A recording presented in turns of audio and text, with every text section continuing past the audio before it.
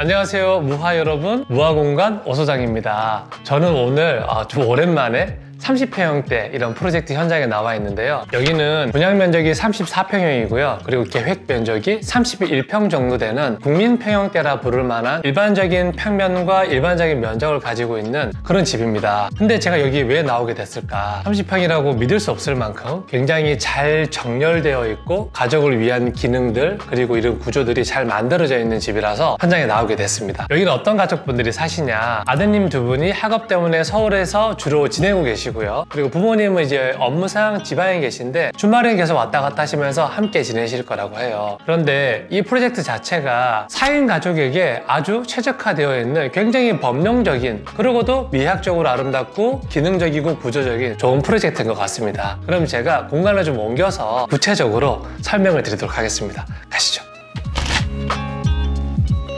여러분, 저는 지금 우리 집의 한가운데 서 있습니다. 이번 프로젝트 같은 경우에는 현관과 이 복도와 이 전체를 한 번에 말씀드리는 게 맞는 것 같아서 제가 현관이 아니라 집 한가운데서 시작하게 됐습니다. 현관 같은 경우에는 간략하게 설명을 드릴게요. 30평대에 딱 적당한 사이즈의 현관이 있었습니다. 그래서 기존의 현황에 비해서 조금 톤들이 어둡기도 하고 재료가 많이 섞여 있어서 시각 정보가 좀 많았어요. 근데 좁은 현관 같은 경우에는 이런 가급적 시각 정보를 줄이면 굉장히 유용하다고 제가 여러 영상에서 말씀드리죠. 현관이라는 곳에서 꼭 필요한 거울 기능, 그리고 신발 수납 기능, 신발장 하부 띄움 시공 이런 것들을 계획해서 최대한 정갈하고 좀 넓어 보이고 깨끗한 느낌을 유지할 수 있도록 저희가 디자인을 했고요. 슬라이딩 중문을 쭉 열고 들어오시면 이렇게 기가 막힌 장면이 보이는데요. 여러분, 여기가 처음부터 이랬던 게 아닙니다. 복도에서 쭉 걸어 들어오면 정면에 뭐가 보였느냐, 흔하게 이 벽체가 서 있고 그 벽 양쪽으로 안방과 작은 방이 있는 그런 배치죠. 지금 이 레이아웃은 가운데 벽체를 제가 헐어버리고 세로 공간을 구획했는데요. 이 무화가 최초로 내놓았고 정말 많은 회사들이 따라하고 있고 굉장히 유용한 레이아웃이라고 제가 늘 말씀드리잖아요. 이 레이아웃은 안방에 있는 화장실을 공용부로 내어주는 레이아웃입니다. 근데 이게 어떤 분들한테 적합을 할까? 집안에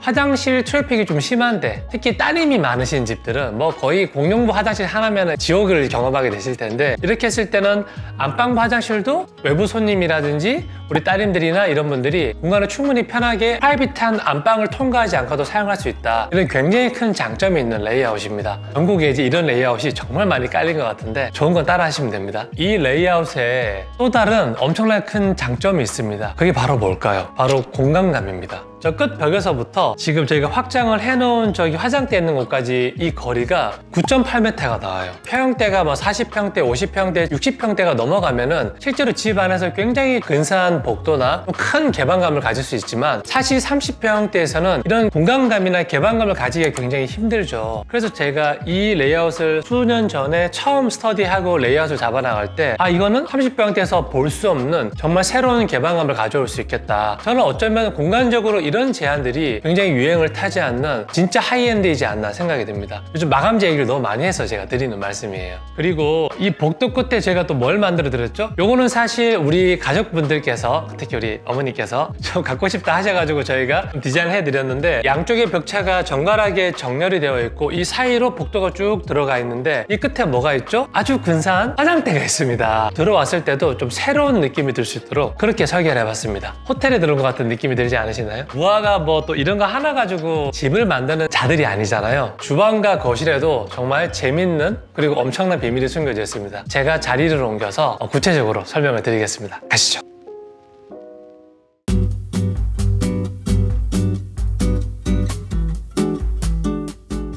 주방입니다. 현황은 어땠을까? 아마 우리 구독자분들, 무하분들 굉장히 익숙한 주방일 겁니다. 기존 배치가 어떻게 되어 있었냐면 냉장고가 제가 손으로 가리키는 이 앞쪽에 좀 약간 좀 튀어나와 있었고, 그리고 가열대와 이 개수대가 벽 쪽으로 몰려있는 구조였습니다. 다용도실 같은 경우에는 조금 더 난해한 부분이 있었어요. 보통 이런 다용도실은 주방에서 그냥 테트리스처럼 이렇게 툭 튀어나와 있는 구조인데 이번에는 옆방까지 다용도실이 넘어가 있더라고요. 그때는 어떻게 됐을까? 주방을 정면으로 쳐다봤을 때도 이렇게 기역자가 뭔가 튀어나와 있고 옆에 작은 방에서도 벽체가 튀어나와 있는 구조였어요. 저희가 이 부분을 아주 적나라하게 싹 정리를 했는데요. 그거는 제가 조금 이따가 설명드리도록 하겠습니다. 자, 그러면은 우리 가족분들께서 주방이라고 하는 공간에서 어떤 생활을 하기 원하셨고 어떤 불편함이 있으셨기에 공간을 이렇게 솔루션을 드리게 됐는지를 말씀드릴게요. 우리 가족분들은 첫째로 어머니께서 좀 가족하고 둘러싸서 뭔가를 같이 할 수 있는 대형 아일랜드를 꼭 한번 써보고 싶다. 근데 사실 이게 무슨 의미일까? 여기서 가족들하고 복닥거리면서 요리하고 요리 나르고 좀 맛보라고 아들님한테 먹이고 하는 이런 과정들을 좀 즐기고 싶으셨던 것 같아요. 또 이렇게 요리를 좋아하시는 분들은 뭐가 세트죠? 저장대라 부르는 냉장고가 이 정도 용적은 가져가는 게 기본기지 않나. 그러니까 이거를 대부분 똑같이 원하세요. 집안 평형대에 상관없이. 그래서 우리 가족분들께서는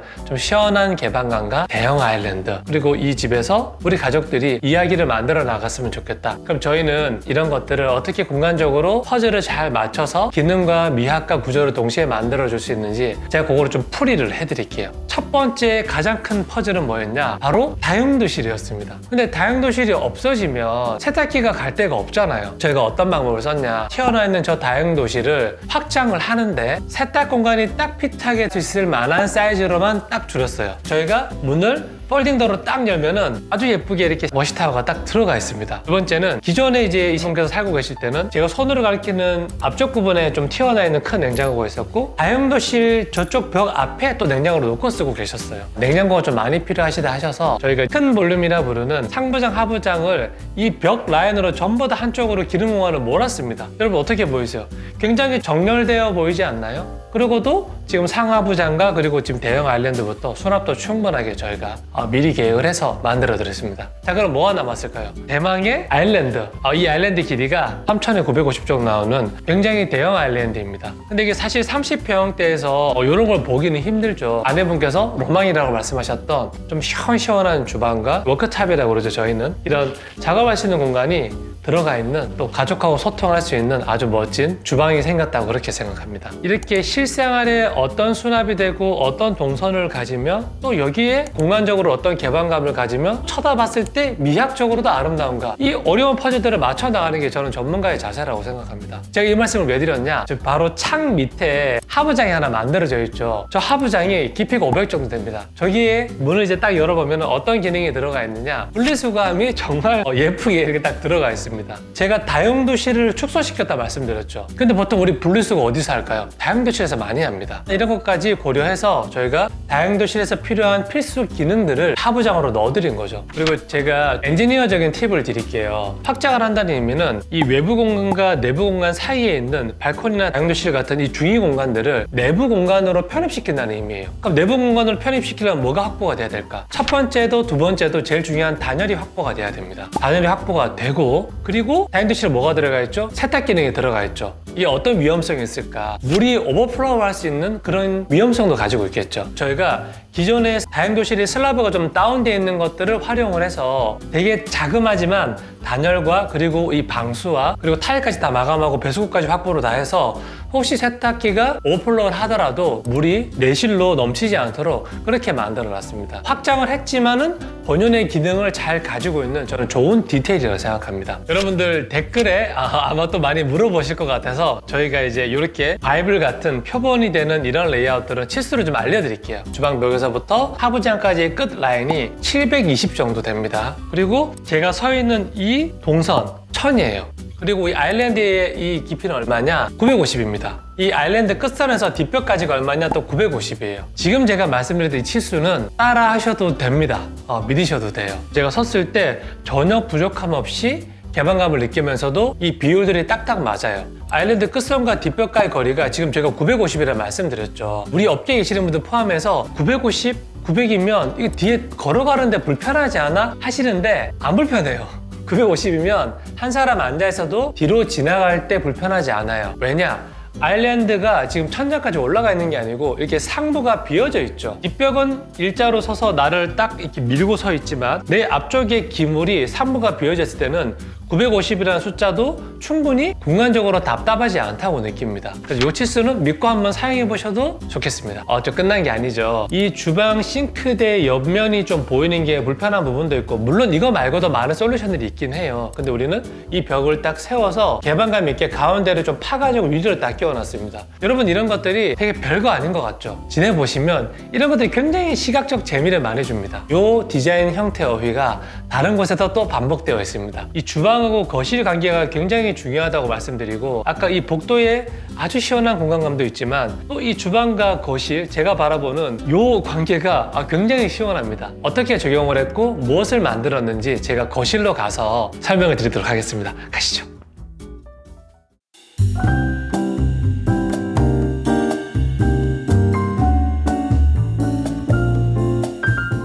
여기는 거실입니다. 여기 현황은 발코니가 확장이 되어 있던 곳이었어요. 그러니까 물리적으로 거실 공간이 좀 길다는 얘기겠죠. 거실벽과 주방벽이 좀 어긋나 있는 그런 구조였습니다. 가족분들은 여기서 어떤 걸 원하셨을까? 첫 번째, 소파가 주인공이 아니다. 나는 이 테이블이라고 하는 곳에서 더 많은 시간을 보내고 행위를 하신다. 또 두 번째가 뭘까? 뭐가 없죠? TV가 없습니다. 뒤쪽 공간에는 처음에 리클라이너로 계획을 했었다가 이제 소파로 바뀌었는데요. 결국에는 주요 기능이 테이블이 우선이냐, 소파가 두 번째 해도 되냐, 이 차이인 거지 두 가지의 기능을 다 겸하고 있습니다. 제가 영상 앞에 말씀드린 것처럼 30평대 이런 일반적 구조에서 나올 수 없는 이 개방감, 이 복도를 저희가 연결해서 9m가 넘는 공간을 이렇게 만들어 드렸죠. 9m가 넘는 이 공간에서 또 힘을 좀 받으려면은 거실과 이 주방의 관계가 좀 정렬이 되면 굉장히 좋다라고 제가 늘 말씀드립니다. 아일랜드 저 맞은편에 있는 구조 벽체와 이 거실 벽체, 여기가 지금 척추가 이렇게 어긋나 있던 것들을 이렇게 딱 바로 잡았죠. 우리가 날개벽을 딱 세워서 이 벽체를 정렬을 해놨더니 공간이 되게 잘생기게 변했습니다. 그리고 이 테이블이 어떻게 돼 있다? 아일랜드와 또 같은 역력성을 가지면서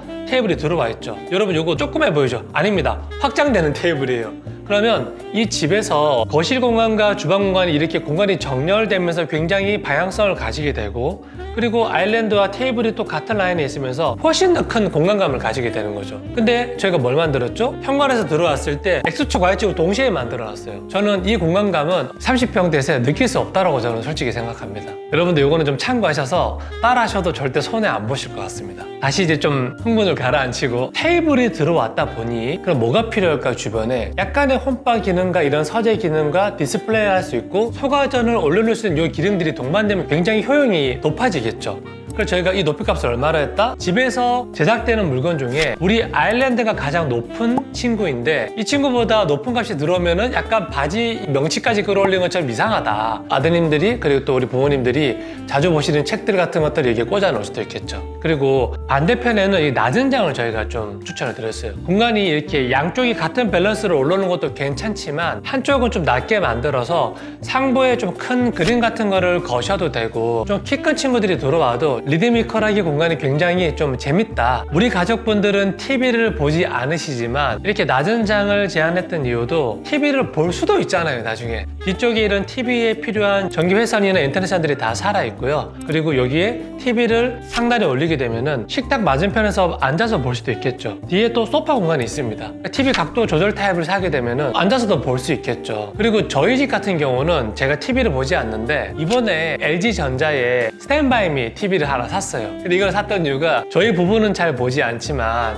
우리 장모님께서 얘기를 좀 봐주세요. 장모님 때문에 제가 TV를 하나 샀는데요. 재밌는 게 집에 TV가 있으니까 식탁이 앞에 놓으니까 요 앞에서도 유튜브 볼 수도 있고 넷플릭스 다큐 같은 거 볼 수도 있고, 우리 아내는 욕조에다가 물 받아놓고 화장실에 가지고 들어가서 본대요. 그래서 참 이게 기술이 많이 좋아졌다. 이렇게 이동 가능하면서 여러 가지 행위를 보완해 줄 수 있는 방향으로 우리 가전제품도 가고 있구나, 그런 생각을 좀 많이 했었습니다. 제가 이 레이아웃이나 배치가 좀 돈을 투자할 법하다, 후회하지 않을 것 같다를 말씀드리는 이유가 있습니다. 왜 제가 이거를 범용적이라고 말씀드리냐면, 잘 들어보세요. 우리 가족은 테이블이 주인공이 아니어도 돼요. 나는 소파에 앉아서 TV를 우리 가족과 함께 보는 게 굉장히 즐거움이다. 그럼 어떤 배치를 할 수 있을까? 이 아일랜드가 대형기이기 때문에 이 사이즈가 크지만 사실 우리 식탁 같은 경우에는 폭이 더 줄어들어도 괜찮습니다. 그리고 이 테이블 그대로 창가 쪽으로 가져가도 크기가 무리가 없어요. 그럼 이 테이블은 이 두 번째 영역으로 보내버리고 제가 손으로 가리키는 낮은 장에 있는 이 부분에 대형 소파를 놓으시면 돼요.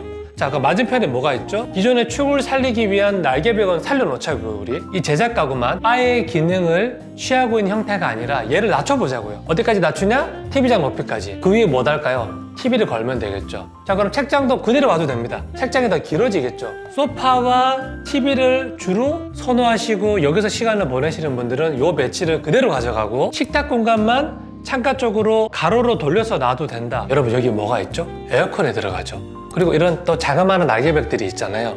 그래서 어차피 가로로 역력성이 생길 수밖에 없어요. 이렇게 가로로 생긴 역력성 밑에 가로 방향으로 똑같이 테이블이 들어간들 무화에서 수없이 보여드렸죠. 이상하지 않습니다. 그러면은 요리를 해서 테이블까지 가져가는데 힘들지 않냐? 괜찮아요. 왜? 우리는 바가 있잖아. 바에서 가벼운 식사를 하고 제가 말씀드린 요지를 정리를 해보면 이 배치가 소파가 주인공이 되는 배치도 가능하고 테이블이 주인공이 되는 배치도 가능하다. 얼마든지 두 개를 혼용해서 쓸 수 있다. 그렇기 때문에 저는 이 폐형대 이 구조에서는 이 레이아웃과 계획안이 법령적으로 충분히 적용하셔도 만족하실 만한 굿 디자인이라고 저는 생각을 합니다.